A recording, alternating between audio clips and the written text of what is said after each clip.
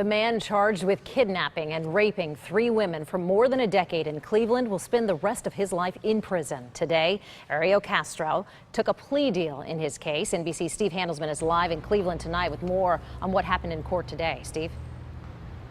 Shannon, thanks. Good evening. This plea bargain deal here in Cleveland, this is the courthouse, means there's going to be no trial.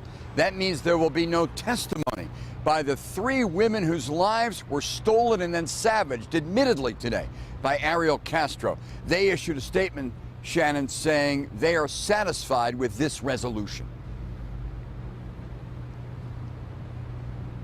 And Steve, while we didn't hear from the victims, of course, today, they will have a chance to speak at the sentencing. Is that right?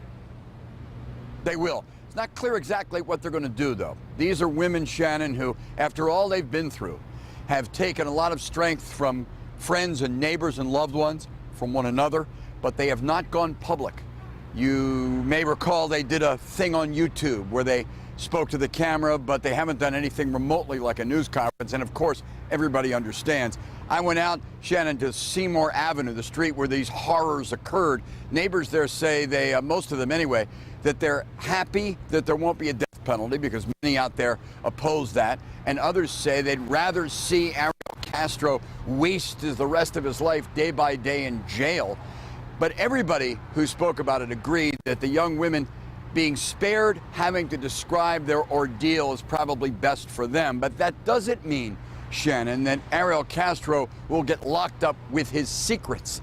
The prosecutors at the formal sentencing, which is next Thursday, promise what they call a presentation to detail, they say, Shannon, how this guy Ariel Castro was, in their words, a monster.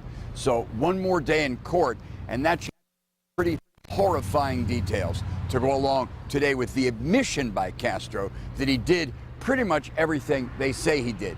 But he said, Shannon, he wasn't violent, even though he faced the death penalty potentially before for the violent beating and starving of one of his captives to try to get her, and it worked, to miscarry their child. And so he seems to many here to be kind of in denial, but he won't have the last word.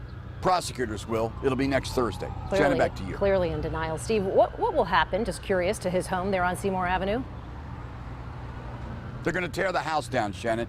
Nobody who lives there wants to look at it, and they don't want, the city doesn't want this street to be some kind of monument to madness, and so they've got it ringed now with this big fancy police fence. They're trying to keep people out. There's police cars have to park there, and so they're just going to be done with it. Down will come the fence, down will come the house. It'll be bad memories, but at least you won't have something to look at and say, it happened in there. How horrible was that? It'll be gone. Steve Shannon. Handelsman for us from Cleveland, Ohio tonight. Meanwhile, we have just learned that the Ohio prosecutor has said that he is making sure that Castro will never see the young girl that he fathered with one of those victims. They will ask a judge next week at a sentencing to impose a standard no contact order on Castro in this case. His daughter was born Christmas Day 2006 in that house where Castro held her mother and 2 other women for almost a decade. New